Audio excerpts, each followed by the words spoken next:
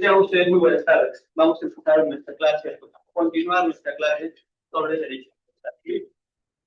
Como ya hemos venido, pues, mencionando en clases pasadas, nosotros ya hemos iniciado hablando acerca de la acción, ¿verdad? El día de hoy vamos a recordar un poco acerca de la acción, que es concepto, y vamos a proceder y pasar ahora a otro punto, que vendría a ser la pretensión, ¿no? Lo hemos tratado, correcto, ¿sí? Lo hemos tratado, pero lo que pasa es que es parte de su asignación, ¿no? De esta semana. Tendremos clase y la otra es propuesta, ¿ya? Entonces, vamos a desplegarlo más en todo caso, ¿ya? El material, como ya ustedes sabrán, siempre está en su curso más clase, ¿correcto? Vamos a hablar un poco acerca de la acción. Vamos a ver el video, ¿ya? Hola, bienvenidos a una nueva clase virtual de Aprender, el canal número 1 del derecho en el mundo hispano. Y en esta clase vamos a hablar sobre la acción. Esta clase forma parte de nuestro curso gratuito sobre el derecho procesal civil y comercial. Así que ya sabes, si quieres tener acceso total a este curso gratuito, solamente tenés que suscribirte a mi canal y seguir este enlace que te dejo acá arriba. Pero ahora sí, vayamos directo a la clase de hoy. En esta clase sobre acción, vamos a tratar de dar un concepto y vamos a ver qué es lo que le interesa al derecho no procesal sobre la acción. Porque si bien existen numerosas teorías sobre la acción en el marco del derecho procesal, estas teorías tienen un contenido histórico y de discusión, pero que a los efectos prácticos no resultan de tanto interés. Así que, en el primer comentario de este video, te voy a dejar, como siempre, un resumen mucho más detallado, donde sí vamos a desarrollar todas las teorías de la acción, pero en esta clase nos vamos a centrar en la definición de acción y en su contenido llevado a la realidad, a la práctica.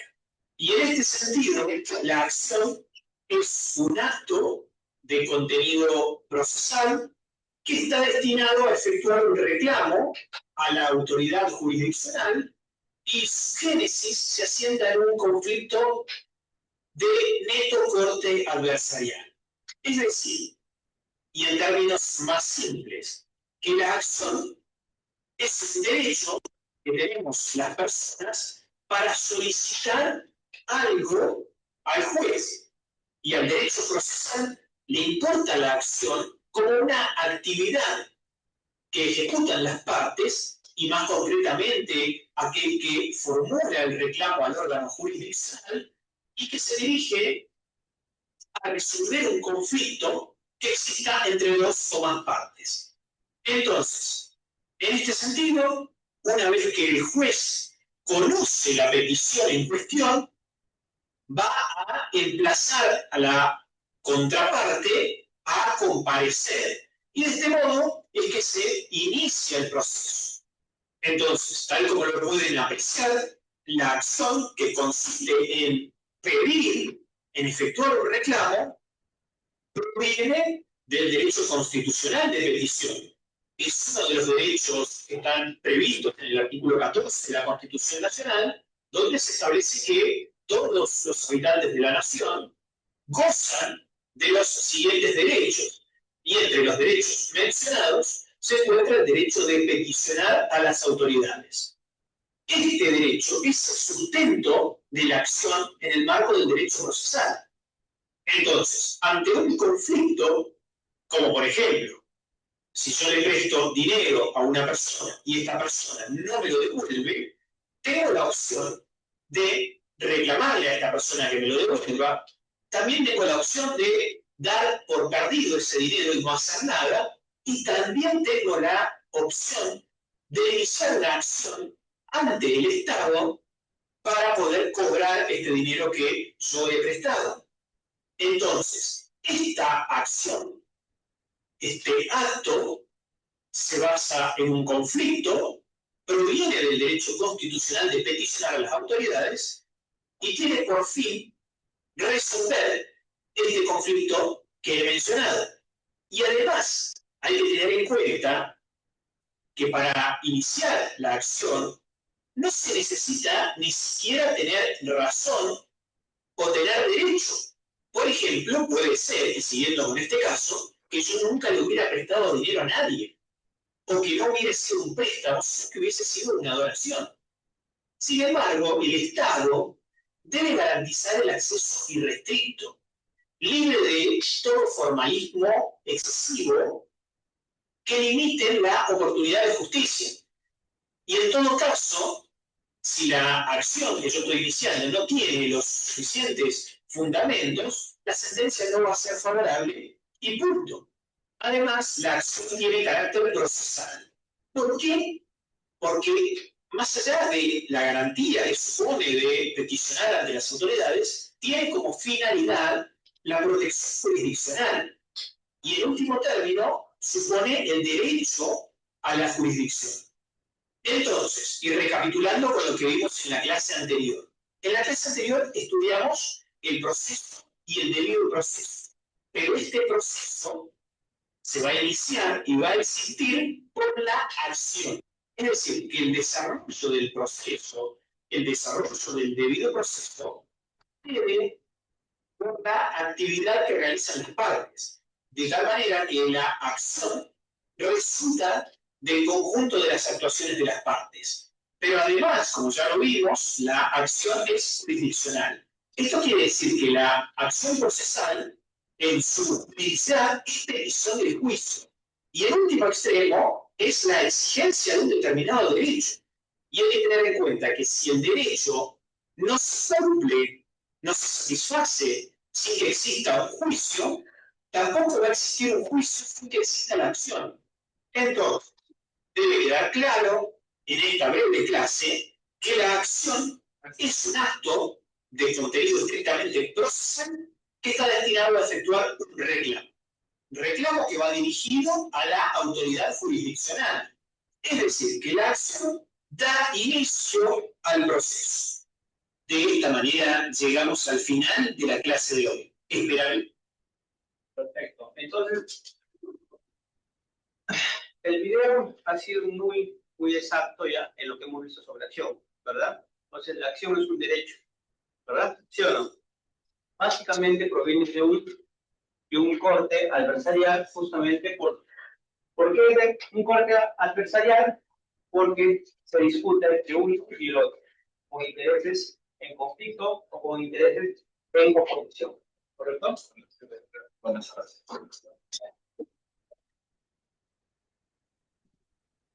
O intereses en oposición.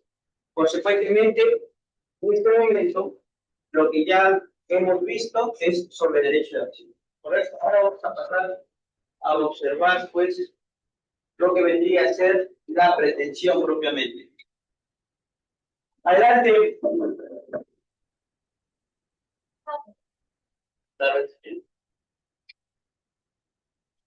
Canal número 1 del derecho en el mundo hispano. Y en esta clase vamos a hablar sobre la pretensión.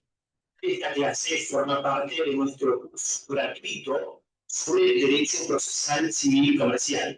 Así que ya sabes, si quieres tener acceso total a este curso gratuito, solamente tenés que suscribirte a mi canal y seguir este enlace que te dejo acá arriba. Pero ahora sí, vayamos directo a la clase de hoy. Para dar inicio a esta clase sobre la pretensión, vamos a recordar que una de las características que distingue especialmente a las normas jurídicas sustanciales es la coercibilidad. Es decir, que una norma sustancial implica un deber que debe cumplir el destinatario.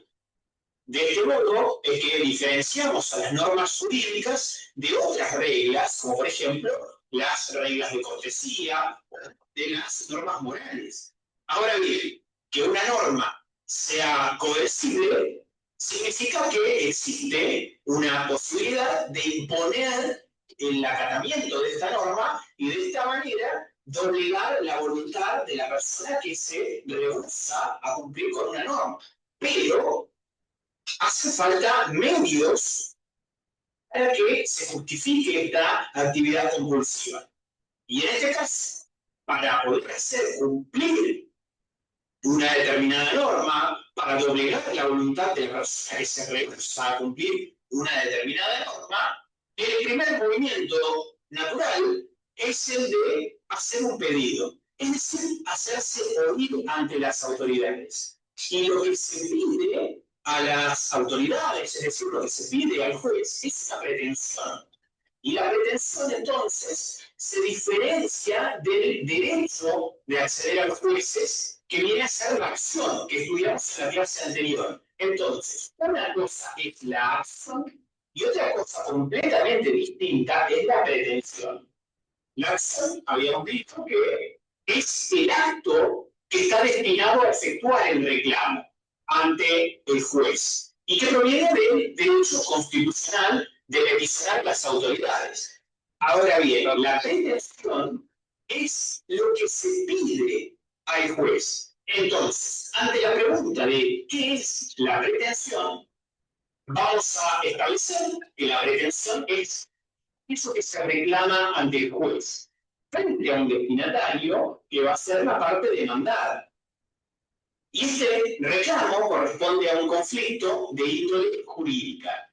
Entonces, fíjense que la pretensión no es algo que se tiene como si se posee un derecho, sino que es algo que se hace. Es decir, que la pretensión es una actividad que se relaciona directamente con el contenido volitivo del derecho de acción. Y su propósito es peticionar ante una autoridad. ¿Y dónde ubicamos a la pretensión? Bueno, la pretensión la vamos a ubicar entre la acción y la demanda. Veamos ahora los caracteres de la pretensión.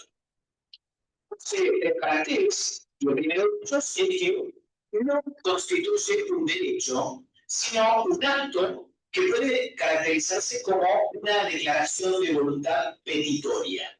El segundo carácter es que debe deducirse frente a una persona distinta del autor de la reclamación. Y finalmente, la pretensión puede ser fundada o infundada. Vamos a establecer también que la pretensión tiene dos aspectos claramente identificables. Por un lado, lo que se pide, que es la pretensión material, y por otro lado, cómo se pide, que viene a ser la pretensión procesal. Comencemos hablando de la pretensión material. En este caso, se refiere a los contenidos que son reclamados por el accionante. Y en este caso se debe mencionar la actividad petitoria por el derecho subjetivo que sustenta este reclamo, es decir, con el derecho que da base y que da fundamento a la demanda. En definitiva, la pretensión material es el reclamo que se concreta al sujeto pasivo con quien se tiene una relación jurídica previa y un derecho insatisfecho que es preexistente. Y el objeto de esta pretensión es que se dé cumplimiento, lo prometido, que durante el proceso se elimine la resistencia del sujeto demandado. Por ejemplo, si yo soy titular de dominio de un inmueble y a este inmueble lo tengo alquilado mediante un contrato de locación y mi inquilino no me paga, voy a interponer una acción de desalojo por falta de pago. Entonces, la pretensión material, es decir, lo que se pide es que el inmueble sea desalojado. Y cuando hablamos de la pretensión procesal, hacemos referencia a que para que el juez pueda pronunciarse sobre la justicia o injusticia del reclamo, es menester incoar y tramitar un proceso contencioso con todas sus etapas. Entonces, la pretensión debe expresarse a través de la realización de actos procesales en donde el reclamante va cumpliendo con determinadas reglas que le impone la ley. Y a este aspecto de la actividad, de la parte que se lleva a cabo frente al juez, se la denomina pretensión procesal. Veamos ahora cuáles son los elementos que componen la pretensión procesal. Nuestro Código Procesal Civil y Comercial de la Nación realiza esta clasificación tripartita sobre los elementos de la pretensión procesal. Entonces, encontramos que los elementos son los sujetos, el objeto y la causa. Los sujetos son ambas partes, el actor y el demandado. Estas partes van a tener que concurrir con la correspondiente representación legal, según sea el caso, y también con una asistencia letrada obligatoria. Además, vamos a considerar también dentro de los sujetos al juez, que puede ser unipersonal o colegiado. El segundo elemento es el objeto, y el objeto consiste en el efecto jurídico que se quiere obtener. Y obviamente no es un reclamo abstracto, sino que es un pedido claro y concreto para que se dé una sentencia favorable. Por ejemplo, siguiendo el mismo caso que mencionaba recién, en una acción por desalojo, el objeto es que el domicilio sea desalojado. Y generalmente la causa es el fundamento o el título en cuya virtud se pretende. Entonces, no constituyen la causa las argumentaciones, sino que constituyen la causa los presupuestos prácticos a los cuales se les asignan las consecuencias jurídicas. Vamos a hablar ahora sobre las pretensiones idénticas. Es decir, que cuando de la comparación de dos o más pretensiones se concluye que ellas poseen tres elementos iguales, serían idénticas. Entonces, esta triple identidad es la que origina el estado de independencia o el estado de cosa juzgada. Entonces, si una persona es requerida judicialmente en un proceso cuyo objeto es una pretensión idéntica a otra, ya sea que la decisión esté pendiente o ya haya sido resuelta, esta persona va a poder oponer las excepciones de litipendencia o de cosa juzgada, respectivamente.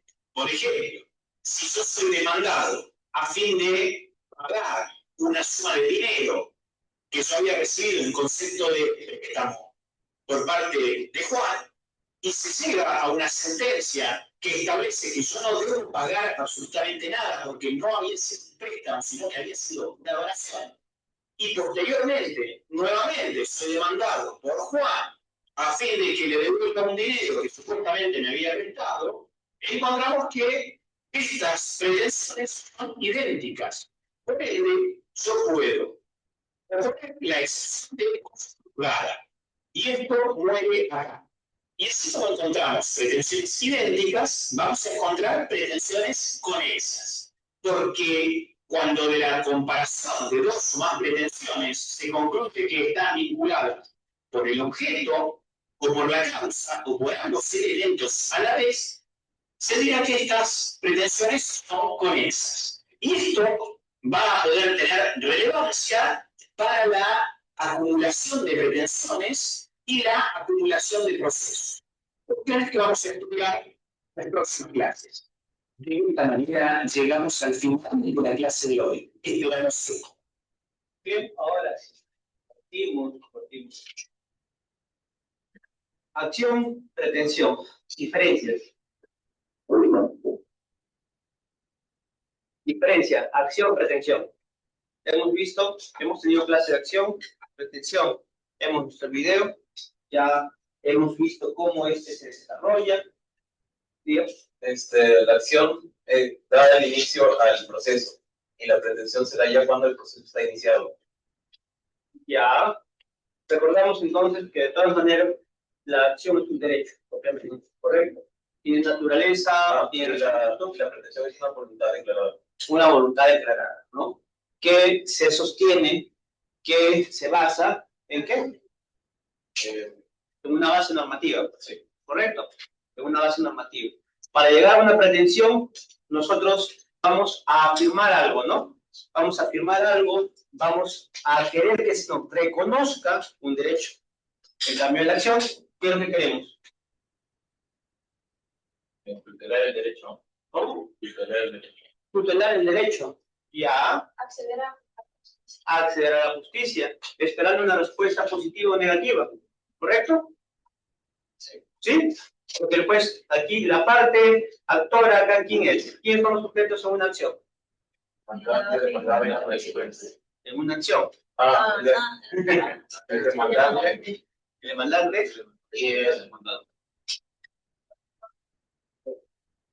El órgano jurisdiccional. Y el órgano jurisdiccional que está representado lógicamente por un juez, por el Estado, ¿no?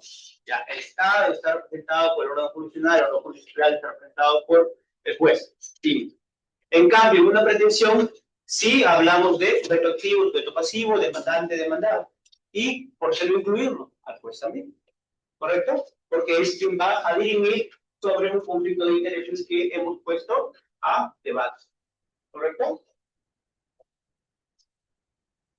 Utilidad. Nuestro logro específico de aprendizaje nos dice que en esta unidad debemos conocer que el estudiante reconoce y aplica las condiciones de la acción, los procedimientos procesales, así como aplica los juicios de admisibilidad y procedibilidad.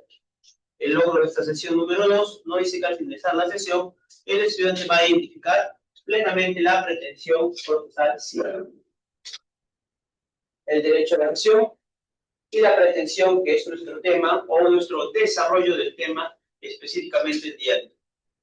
En su contenido nos desarrolla y precisa que la pretensión es la declaración de la voluntad hecha ante el juez y frente al adversario.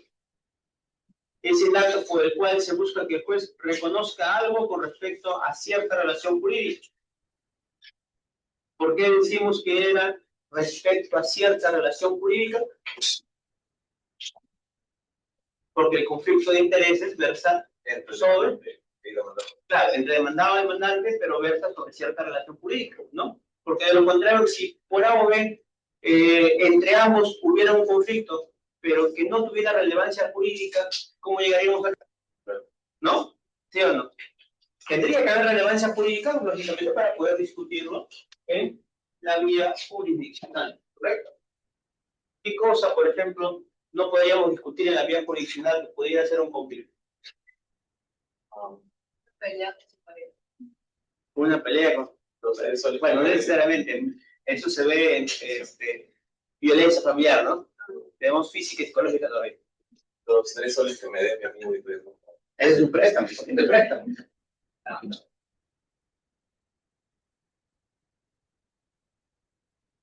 ¿Qué podríamos hacer? A ver, un ejemplo simple sobre qué podría ser un conflicto que no sea necesariamente jurídico. Interesante, voy a preguntar que me nombre un ejemplo de una relación jurídica. Todos me van a decir, lógicamente, cualquier cosa que tenga que ver con el derecho, ¿no? Pero a ver, díganme uno que no.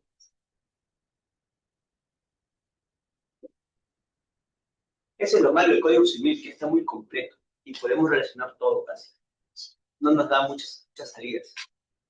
¿Qué no podría ser considerado como un conflicto no jurídico?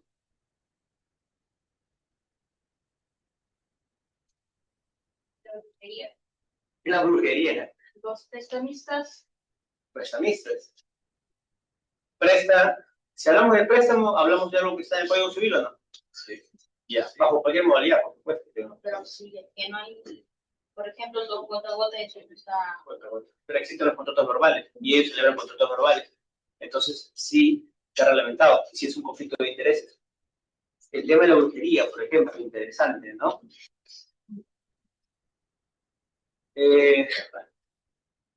Si bien es cierto, son actividades que se practican, que se hacen, no es menos cierto que la persona promete realizar algo y la otra persona entrega justamente a cambio de esa promesa. Se está celebrando un contrato. Si hay incumplimiento, ¿puede reclamarlo? ¿Podrá reclamarlo? ¿Usted qué dice? Sí. Sí, pero. No contemplo, o sea, normalmente. No lo contemplo, ¿verdad? No lo contemplo. Es como si estuviéramos hablando de un contrato de compra-venta de drogas ilícitas. ¿Correcto? ¿Sí o no? No contemplo. pero, no hay que dejarlo ahí nada más. ¿Contemplaría en otro ámbito? Sí, podría ser. ¿En qué ámbito? No sé, por ejemplo, si que tiene una publicidad que dice 100% esta broja completa deseos, 100% garantizado, eso contaría como publicidad engañosa. Ya, bueno, claro, pero ya ahí estaríamos formalizando eso, ¿no? En realidad, eso pues sería en la vía penal. ¿Correcto? Pero doctor, porque ese tema de la brujería se puede llevar al marco legal. Sí, sí se puede. Sí se puede. Lo que pasa es que engaña a las personas con promesas falsas. No es que se pueda tratar estrictamente a la brujería, ¿no? Si cumplió o no cumplió. También es correcto. Ahora, ahí también entra ¿cómo se llama? La teoría de que la persona también ha participado en su misma afectación, en la misma afectación de su mismo bien jurídico. ¿Por qué? Porque sabiendo de que es una ciencia incierta, ¿no? Ha participado en ello y ha otorgado un dinero a sabiendas de que puede ser cierto como puede ser. Yo he visto que dice, me paga con funciones. Bueno, ya ese es otro tema. Ese es otro tema. Bien. En realidad se está definiendo básicamente a una afirmación de derecho y a la reclamación de la tutela jurisdiccional efectiva. ¿Es correcto o no? La pretensión es la declaración de voluntad porque es propia. Yo decido poner una pretensión basada en derecho, por supuesto. En cambio, en la acción es el derecho que me otorga el Estado para yo poder ejercitarlo. ¿Correcto? Recibiendo una respuesta positiva o negativa. En la pretensión, yo deseo recibir una respuesta confirmativa de reconocimiento sobre un derecho que yo he puesto a discusión o he puesto a controversia para dirimir ante un juez respecto a una relación jurídica válida, por supuesto, ¿no? La pretensión nace como una institución propia en el derecho procesal en virtud del desarrollo doctrinario de la acción y etimológicamente va a provenir del término pretender, que significa querer y desear. Por eso, cuando hablamos de pretensión, específicamente lo que nosotros queremos o buscamos de nuestra demanda es el deseo de que sea amparada, ¿no? Porque yo no voy a presentar mi demanda justamente para que sea rechazada, ¿no? Yo no quiero que sea rechazada y la presento. Yo no deseo que sea rechazada, pero la presento, ¿no? Entonces, aquí resultaría pues un imposible en que yo presente una demanda para que sea rechazada, sin ningún fin, ¿no? El fin de la demanda, ¿cuál es? Que sea admitida, ¿no? Y que sea, pues, amparada en derecho, ¿correcto? Su importancia en el estudio del derecho procesal radica en que permite una correcta diferenciación del término de acción. ¿Ya? Hemos visto.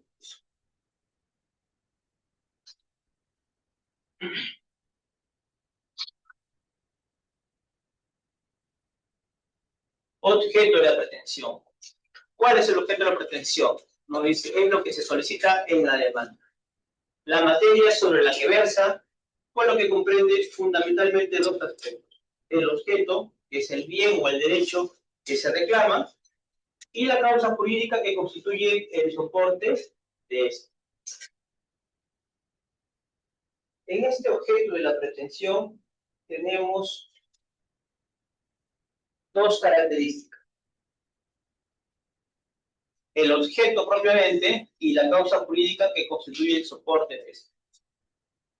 El objeto nos dice que es el bien o el derecho que se reclama. ¿Se acuerdan del ejemplo que dimos? ¿Recuerdan?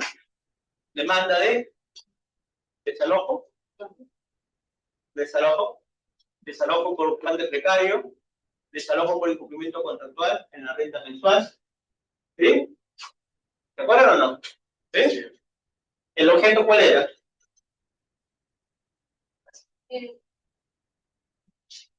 No, la posición que se restituye. No. El desalojo. El objeto es el desalojo. ¿Por qué?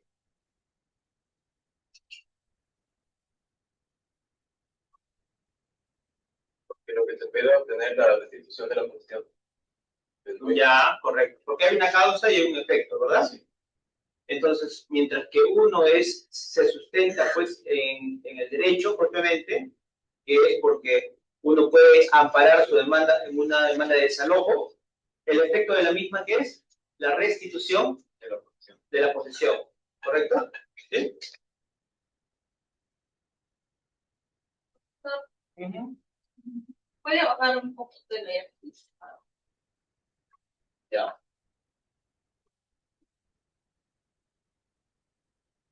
Número 23. Ya. Sus características. Dice, se dirige a una persona distinta a quien la reclama. No se puede presentar pues, en contra de uno mismo, ¿no? No me voy a autodemandar para autoexigirme que me pague a mí mismo, ¿no? O que yo haga determinada cosa, ¿no? Para eso lo hago, ¿no? Directamente yo. Es decidida por una persona distinta a quien la solicita. ¿Quién es esa persona distinta? El demandado. El juez. El juez. El juez. Con respecto a la pretensión. Con respecto a la pretensión. Nada más. Es decidida por una persona distinta a quien la solicita, ya que quien en definitiva reconoce su procedencia es el Estado, a través del órgano jurisdiccional, el juez, ¿no?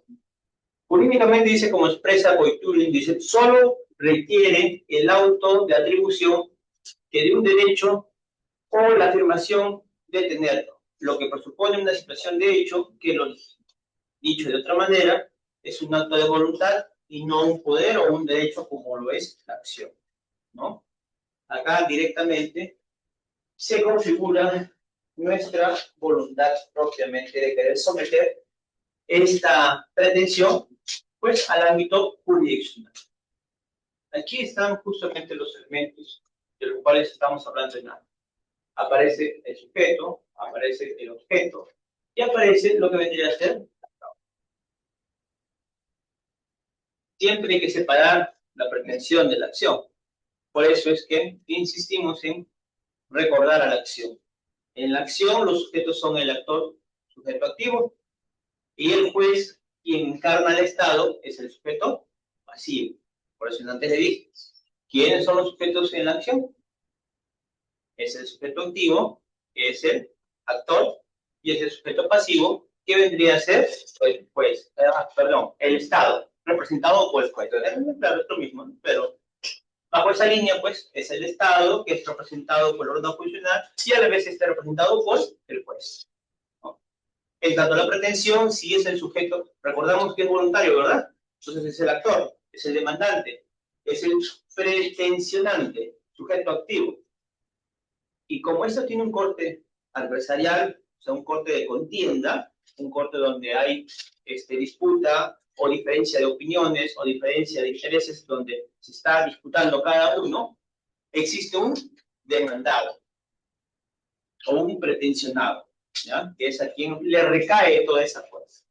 Sería, pues, entonces, nuestro sujeto pasivo. En la acción se busca una decisión, bien sea favorable o no. ¿Es correcto? Recordamos eso, ¿no? En cambio, en la pretensión, definitivamente, lo que estamos buscando es una decisión favorable, ¿no? Nunca por nunca vas a buscar en una pretensión una decisión desfavorable o en contra de lo que estás pidiendo, ¿no? Podemos nosotros, supongamos, si, a ver, pensando todos juntos, ¿podremos nosotros presentar una pretensión buscando una decisión desfavorable? No, porque estamos perdiendo los gastos, los honorarios del abogado, y todo eso. Claro, y la pregunta saldría, entonces, ¿para qué lo hago? ¿No? Claro, o sea, es muy sencilla. Entonces, ¿para qué lo hago? No tendría ningún sentido, pues. Mejor simplemente no lo haría, porque estaría creando antecedentes, ¿no?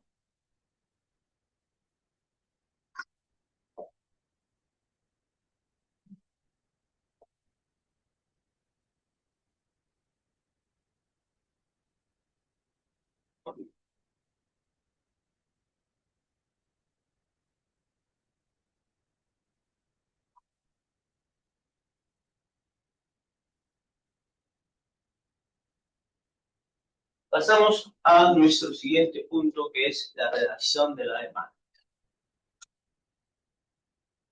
Redacción de la demanda. En cuanto a la demanda, dice, esta es definitiva como el acto iniciatorio o introductorio del proceso. Acto exclusivo de la parte actora, sin el cual no puede iniciarse, ¿no? Sin el cual no puede. En el proceso civil ordinario, dice, se puede leer el proceso de conocimiento, abreviado, sumarísimo, único o único de ejecución, ¿no? Que este comienza por la demanda que se propondrá por escrito ante el juez competente, ¿no? Bueno, esto está todo totalmente claro, pues, ¿no? La demanda, pues, se presenta, da origen al proceso, y entra a una suerte de calificación que realiza el juez para que declare el auto admisorio. ¿Sí o no?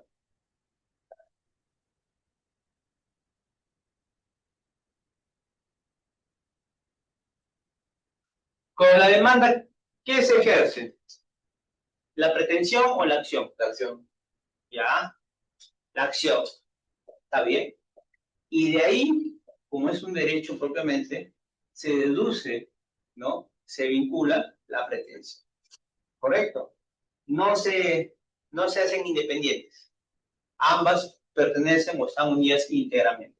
Es decir, que la demanda contiene la acción que necesita justamente esa actividad jurisdiccional. ¿Sí? Ok. Para darle paso al proceso propiamente, contiene a su vez la pretensión o reclamación del solicitante de la tutela por parte del Estado. Cuando habla de la tutela, definitivamente está hablando de la tutela jurisdiccional efectiva, para que a través de ella, ¿no?, se lleve a cabo el presente proceso con las garantías que otorga el Estado o el órgano jurisdiccional. ¿Qué estamos hablando? Pues de la buena fe, la seguridad jurídica, la predictibilidad jurídica. Habla también sobre el debido proceso, por supuesto, ¿no? De esta manera, la acción es un derecho o potestad, mientras que la pretensión sí es voluntaria y recae en la demanda como un acto netamente procesal.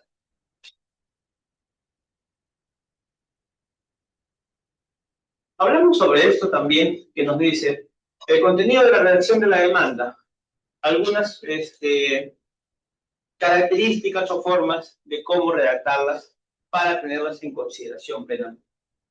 ¿Qué tenemos en consideración plenamente al momento de redactar una demanda? La designación del juez ante quien se interpone. ¿Y por qué es necesario tener en consideración la designación del juez ante quien se interpone la demanda? Porque obviamente a un juez penal no le vas a mandar una demanda. Correcto, porque no vamos a interponer una acción con nuestra pretensión que versa sobre una materia civil a un juez penal, ¿no? Ni tampoco vamos, pues, a remitirlo a otro juzgado de distinta materia, laboral, tributario, quizás. También porque la designación del juez ante que se interpone la demanda va a garantizar el derecho de toda persona de poder reclamar o criticar una resolución. ¿Y de qué habla esto o a qué se refiere esto? Habla del derecho de toda persona a que la resolución que absuelva, la resolución que resuelva su caso, ¿no?, o su proceso, sea ¿qué? Vaya en segundo grado. ¿Sea qué? Favorable. No, no necesariamente. Resultado. No, ya se resolvió ya. Revisado. Queda revisado, correcto. Sea revisado. ¿Por qué? Porque existe la doble instancia. Y justamente al colocar la designación del juez ante quien se interpone, pues vas a garantizar, ¿no?, que exista la doble instancia. Doble instancia, ¿cuáles son las dobles instancias que hay nada más? Para quedar claro. A ver, el Poder Judicial, ojo, el Poder Judicial viene desde de arriba o de abajo. ¿Cuál empezamos? ¿La sala? Ya, de arriba, Corte Suprema. Corte Suprema. De la Corte Suprema baja a la Sala Superior. De la Sala Superior baja a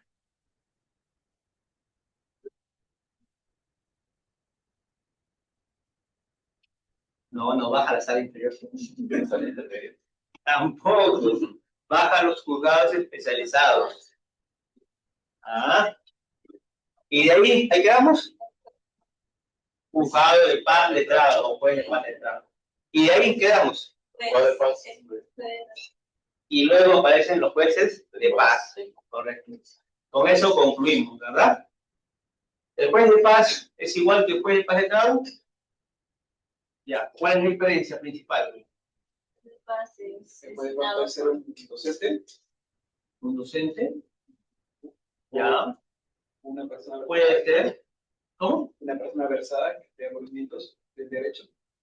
Ya, puede Que sea ser. abogado. Puede ser también. Puede ser pacto, puede designar la comunidad. Correcto, el juez de paz no puede designar la comunidad. Puede ser letrado necesariamente en el derecho. Al menos por 5 años, pero. Correcto. Ya. A ver, a lo principal. El juez de paz, ¿no? Como requisito justamente para ser nombrado, tiene que ser, primero, ser un hombre o oriundo del sector. Quiere decir que tenga vivencia en el sector, ¿no? Que tenga habitualidad, que sea de la zona, que pertenezca pues a la comunidad.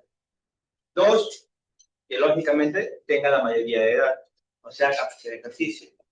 Tres, que sea reconocido como un hombre honorable por todas las personas que allí viven. Y, digamos, Creo que lo conocen por conocer las costumbres de la comunidad, ¿verdad? claro, sí, también justamente por eso somos oriundo del lugar, ¿no? Es habitual del sector, o sea, vive ahí, radica ahí. Justamente por eso es que esta persona es nombrada como juez de paz. Principalmente porque todas las personas lo respetan, ¿no? Es un hombre honorable y principalmente comprende la situación o la realidad del sector. ¿Ya? Entonces, eso lo hace apto para ser nombrado juez de paz. Si existieran otras personas, pues participarían en una especie de elección, ¿correcto? El juez de paz se elige, mientras que los jueces de paz letrado hacia arriba, todos ellos son profesionales del derecho, ¿ya? Son profesionales del derecho y solamente ingresan a la carrera judicial o a la magisterial en sí, propiamente a través de concurso público. Concurso público, ¿ya? Todo el mundo postula ahí. Lógicamente ya hay requisitos para cada grado, ¿no? ¿Sí? ¿Estamos bien? ¿Estamos bien? Perfecto. Como segundo punto también aparece el nombre, datos de identidad, dirección domiciliaria y la omisión procesal del demandante. Clave, ¿no? Definitivamente, para poder interponer una demanda necesitamos el nombre del demandante, sus datos de identidad plenamente, dirección domiciliaria y domicilio procesal del demandante. Por ejemplo, no sé si alguno tiene familia en el extranjero o no, pero cuando uno se nacionaliza en Estados Unidos, muchas veces termina cambiándose su nombre o aparece con un solo apellido, ¿correcto? ¿Con cuál lo identificamos? ¿Con su cédula de identidad americana o con su DNI? Ojo, los dos son documentos oficiales, ¿ah? Ya él no es ¿cómo se llama No es un turista en Estados Unidos. Ya él tiene la residencia, la green card, ya tiene todos los papeles amarillos. ¿Con cuál lo identificamos? A ver, la cédula. ¿Ah? ¿Con la cédula americana? Y es parte del sistema americano.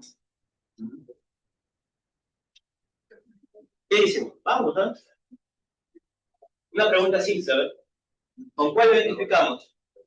¿Con la cédula americana o con el DNI? Con el DNI, ¿por qué? Porque tiene los datos completos de la persona.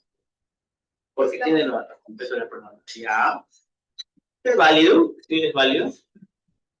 Entonces, nos quedamos con el enigma. ¿Y por qué no? Pero ella se encuentra en otro país. Exactamente del país donde se Escuchen bien la célula. Hay algo muy interesante que acaba de salir. Muy interesante. ¿Y por qué no ambos? Excelente. Muy bien. ¿Por qué no ambos si es la misma persona? Quizás existe diferencia entre los mismos, pero el documento de identidad y la correlación que existe entre ambos está ya otorgada. Porque entre los consulados ya han hecho un cruce de información, ¿no? El hombre ya es ciudadano americano y ciudadano peruano. Quiere decir que tiene una doble nacionalidad. Entonces, para evitar contratiempos sobre el mismo o algún medio técnico de defensa sobre la identidad de la persona, lo identifico con los dos documentos. Porque al final es americano y es peruano. Y para eso es simplemente cuestión de una revisión en migraciones para poder determinar tu calidad. Así de simple. Y me evito cualquier tipo de controversia con respecto a la persona. Porque cuando quieren atacar, cuando quieren defender, te atacan de distintos lados, ¿no? Entonces, es bueno dejar las cosas en claro. La respuesta es sí, definitivamente se puede usar los documentos. No habría ningún problema.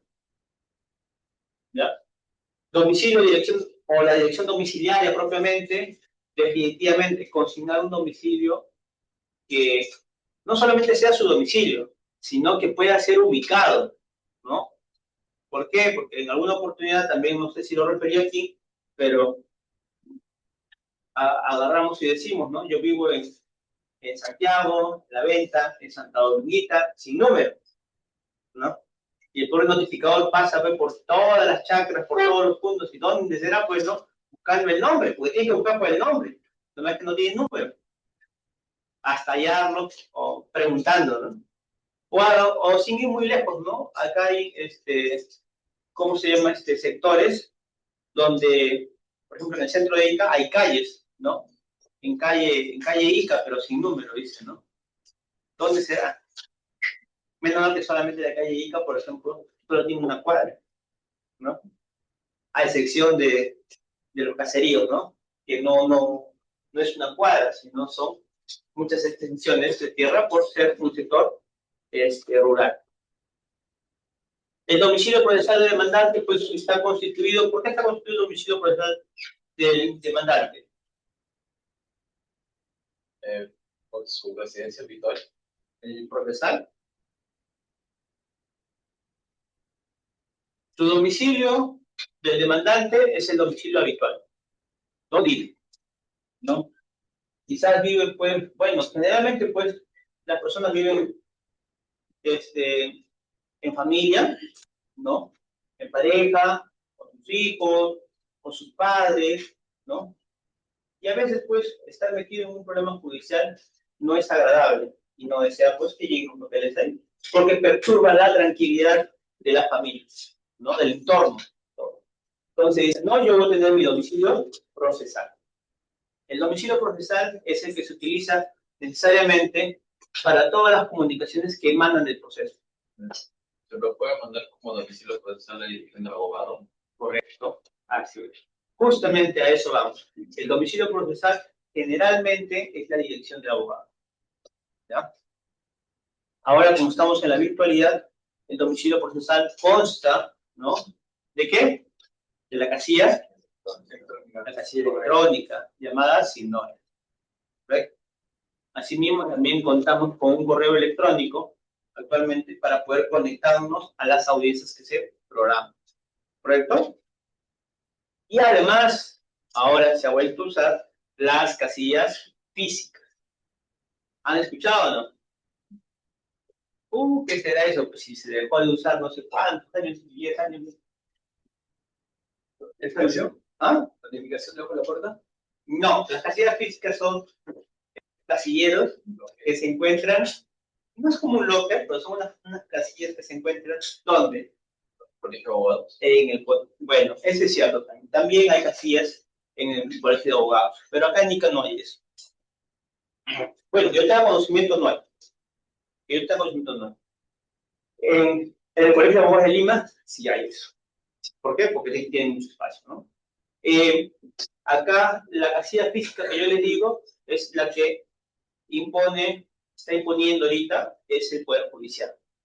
Para todo abogado que tenga algún litigio o se dedique a litigios, tiene que tener una casilla física. ¿Por qué? Porque se están dilatando algunos procesos con respecto a la notificación de la sentencia. Entonces, para evitar esa dilatación o esa demora, pues en todo caso notifícale a la casilla en física, que es como si fuera el domicilio procesal físico. ¿Me siguen? Sí, ¿verdad? Ya. ¿Por qué le digo esto? Porque cuando se notifica una sentencia, porque así está establecido en nuestra norma, se tiene que notificar en físico. ¿Correcto? Para que tenga validez. Pero doctor, a mí me notificaron virtual, ya les di cuenta el plazo. No necesariamente. El plazo, según nuestra norma, cuenta desde que se notifica en físico. ¿Correcto? Y ante una discrepancia por una interpretación del Tribunal Constitucional, se establece que pese en que exista alguna contradicción entre las notificaciones, va a prevalecer la que le otorgue un plazo mayor o le otorgue un beneficio mejor a la persona que ha recibido la notificación, con la finalidad de hacer valer su derecho de apelación. ¿Correcto? Ahí es un poco confuso porque, total, no lo restringe, hay un plazo, no hay un plazo. ¿A quién le hago caso, no? El tema es muy sencillo. Las notificaciones se realizan, todas las notificaciones son virtuales, ¿correcto? Van a casilla sin nombre. Pero hay algunas que están establecidas que deben ser en físico. Por ejemplo, el acto omisorio, la sentencia de vista, ¿correcto? Y lo que corresponde a la casación. Los demás, todos son virtuales, nada. Pero para evitar ese trayecto de ir hasta el domicilio en físico, ahora están las casillas físicas, que están instaladas en la misma corte, el mismo Poder Judicial. Ahí notifica, te hacen llenar tu formulario, todo lo demás, y dice, claro, bajo juramento, que voy a revisar todos los días mi casilla física. Así es. Así como el SINOD, igualito. El nombre y dirección domiciliaria, en este caso, del representante o apoderado del demandante, si no puede comparecer o no comparece por sí mismo. Este es, pues, en caso de representación. En caso de representación, tranquilamente, el demandante puede utilizar a un representante o un apoderado. Tranquilamente, esta persona va a poder interponer la demanda. ¿Quién sería el demandante acá? ¿El representante o el poderante? Poderante. ¿Por qué? El representado. Que se queda el poder al representante. ¿Ya? El representado debería siendo el demandante. Correcto, pero ¿por qué?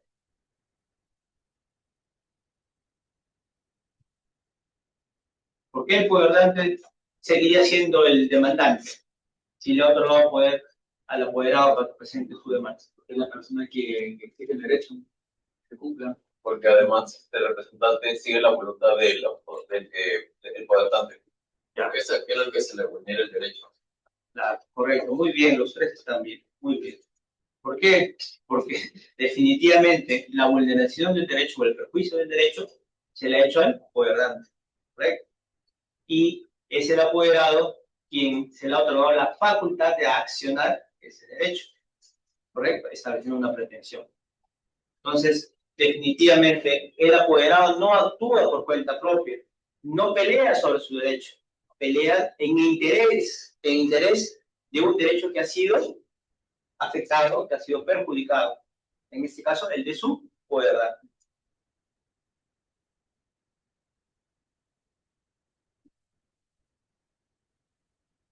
De igual manera, pues, si los datos o las generalidades de ley del demandante son importantes, los datos y dirección domiciliaria del demandado no resulta menos, ¿no? Quiere decir que los datos del demandado son extremadamente necesarios. Si no, ¿a quién demandamos? ¿No? Hasta ahí todavía está fácil, ¿no? Pero ¿qué pasa si no conocemos dónde vive el demandado? ¿No? ¿Qué pasa si no conocemos su paradero? ¿Qué pasa si esta persona se ha ido de viaje, ¿no?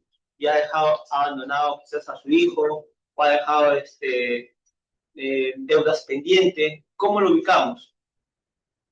¿Cómo podemos demandarlo? ¿Cómo podemos traerlo jurídicamente para que atienda, ¿no?, ese problema jurídico o este conflicto de intereses que ha surgido? Un delito. Claro. Podemos notificarlo a través de DIF. Por supuesto, mencionamos bajo juramento de que desconocemos su domicilio actual y que se notifique independientemente que se notifique su domicilio que está consignado en la RENIEC, que se notifique por diario, por periódico, por edicto. Entonces se notifica a través del diario peruano. También puede notificarse a través de un diario de mayor circulación de la zona. Se notifica. Y si ustedes quieren más respaldo todavía, pues pueden notificar electrónicamente en la página judicial del Poder. En la página del Poder Judicial lo notifican con un edicto electrónico. Y si quieren más todavía, lo notifican por radio. Más todavía lo notifican por tele, ¿no? Por TV Perú, por ahí no. O por cualquier pues cadena de difusión o televisión. Ya eso va a ser decisión de uno. Así. Si aún así la persona demandada no ve o no se sabe que está siendo notificada. Correcto. Lo que pasa es que ya eso no importa. ¿Por qué? ¿Qué nos dice el peruano? ¿Qué nos dice el peruano? Noticia. Bueno, no es noticia, sí. ¿Qué más? Todo lo que se publica en el peruano se entiende que es de público conocimiento al día siguiente. Entonces, si no leen el peruano, pues lamentablemente es así, ya fueron notificados. Ya fueron notificados y ya se entiende que conocen de su contenido, sin excepción. ¿Ya? Entonces, cuando quieran publicar algo y desconozcan el domicilio, pueden publicarlo más seguro en el diario oficial peruano, que se va a entender claramente de que la persona ya lo recibió, ya lo leyó, sin lugar a reclamo. Es como el registro público. El artículo 2011 del registro público nos lo dice claramente.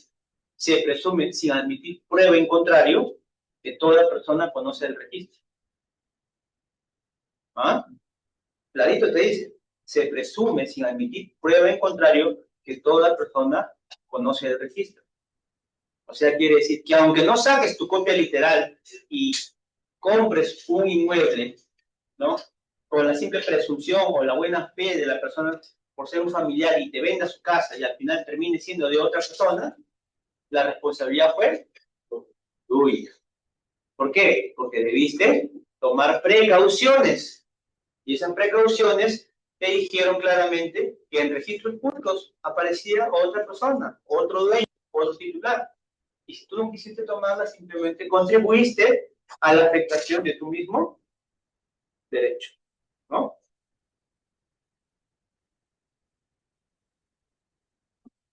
Eso es lo más común, por ejemplo, en compra-ventas o en préstamos con garantía hipotecaria, ¿no? Yo no sabía, ¿no? Dicen, yo no sabía. La copia literal es antigua, dice. Sí, pero la ley también es clara. Si está escrito, se presume que ya todo el mundo conoce. Y todavía te cierra en clase cuando te dicen que no admite prueba en contrario. O sea, no le puedes contradecir eso. Ya se entiende que tiene conocimiento. El petitorio que comprende la determinación clara y concreta de lo que se pide, ¿no?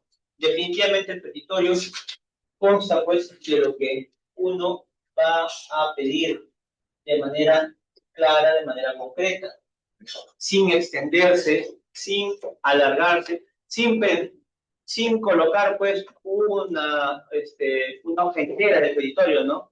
Sin colocar 2 hojas, 3 hojas, como alguna vez terminan colocándolo, ¿no? El petitorio solamente es algo concreto, ¿no? De lo que se pide. No vengo a presentar, ¿no? Una demanda de desalojo por incumplimiento en la renta mensual. Lo mismo que una vez amparada solicito que se me restituya la posesión del inmueble ubicado en tal por los fundamentos de hecho y de derecho que paso a exponer. Listo, se acabó mi petitorio. ¿Para qué más? ¿Para qué más? Ah, si ustedes gustan, como pretensión accesoria, pago de costas y costos. ¿Qué es costas y costos? A ver, básico. Los aranceles judiciales. ¿Cuáles son los aranceles judiciales? Por ejemplo, calificación. No, está bien, está bien. ¿Es costos o costas? ¿Cuáles son los aranceles judiciales? Costas. Dos. Costas. ¿Seguro? ¿Sí? ¿Sí o no? Acuérdense nada más, los abogados son... Costos son los medios del abogado. Correcto. ¿Está bien? Justamente pues, los abogados son costosos, ¿no? Listo. Entonces, de ahí nada más, pasamos a los aranceles, que son las costas. Sí.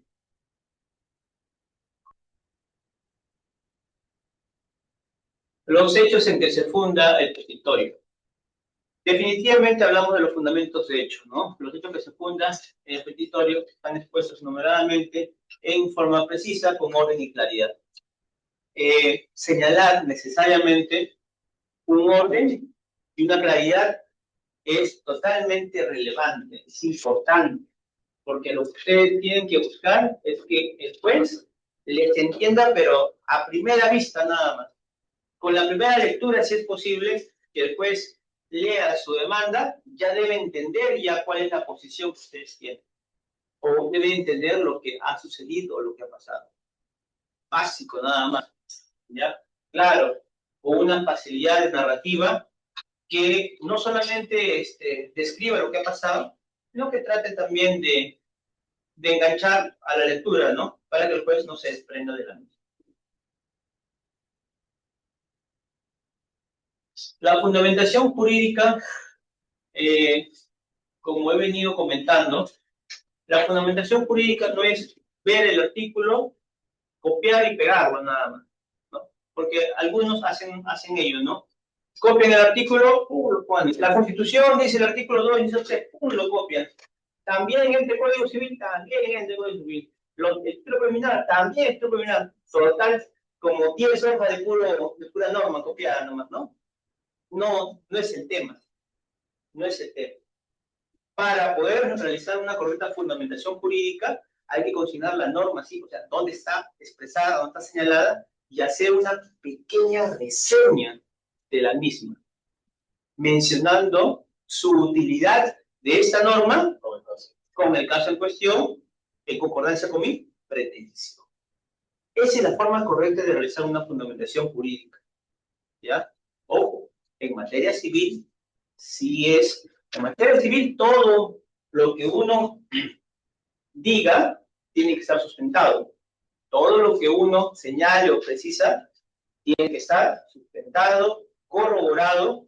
Si no está sustentado, si no está corroborado, si ustedes no niegan la demanda íntegramente, la norma también dice claramente que en caso de que no niegues todos los extremos, se tomarán también por ciertos. Entonces, al finalizar una demanda, si ustedes tienen dudas de algo, dicen no. Por consiguiente, contradigo en todos sus extremos la presente demanda que ha sido encuadrada en este proceso, ¿no? Para asegurar que no se les escape nada, ¿no? Quizás algún párrafo o algo se les está pasando, ¿no? De todas maneras, tengo constancia de que estoy contradiciendo toda la demanda. De lo contrario, el párrafo no contradicho o no contradecido, ¿no? Puede tomar valor y, lógicamente, puede afectar a su petitorio.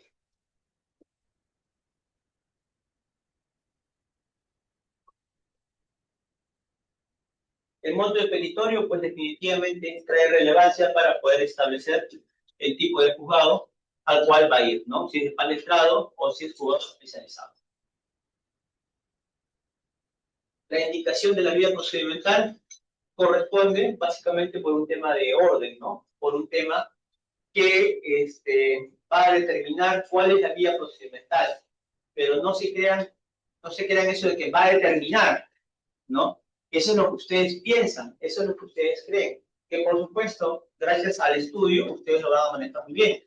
Pero si por A o B cometen un error o lo omiten, el juez, como es un conocedor del derecho, simplemente va a hacer caso omiso de su precisión y va a imponer la vía procedimental correspondiente. ¿Sí?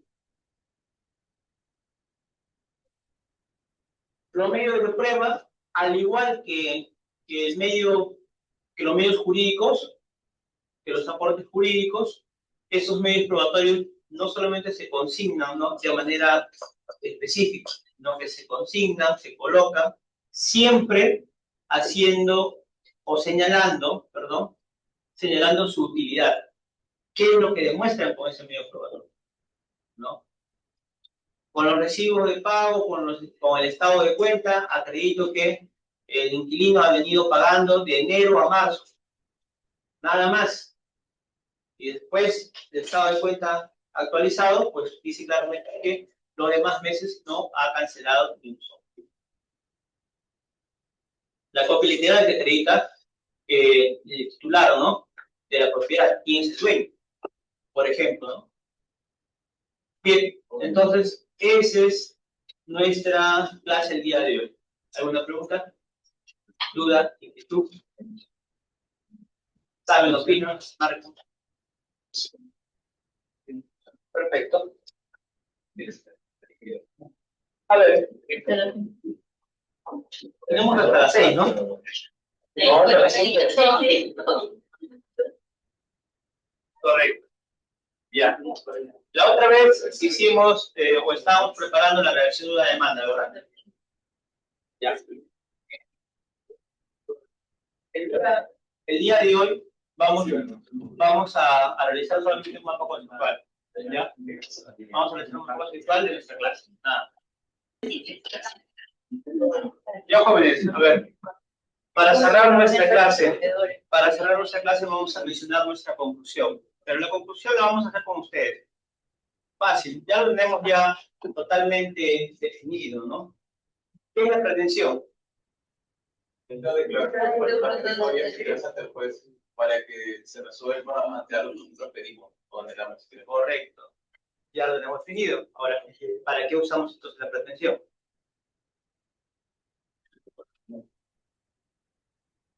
Le gusta grabar. Diga. Para poder hacerle llegar al juez el día que nosotros queremos obtener. Correcto, muy bien. Justamente para poder alcanzar al juez, pero más que nada para hacer prevalecer, ¿no? Para que nos reconozca, ¿no?, o para que nos entregue derechos que nosotros estamos solicitando. Correcto, muy bien, excelente. Con respecto a la demanda, siempre hay que tener en consideración que la demanda es un acto postulatorio, ¿no? Con la demanda se postula toda esa acción, esa pretensión que se desprende, donde se consignan no solamente los fundamentos de hecho, sino los medios probatorios que van a acreditar y van a reforzar tu pretensión, ¿correcto? Entonces, es ahí donde ustedes van a tener que tener mucho cuidado en la narrativa para poder demostrar y acreditar lo que quieren amparar en su pretensión, ¿correcto? Luego ya todo lo demás es parte formal, pues viene a hablar de los fundamentos de hecho, fundamento jurídico, medio de prueba y los anexos que se enumeran, ¿no? Nada más. Así es, joven. Entonces nos quedamos ahí.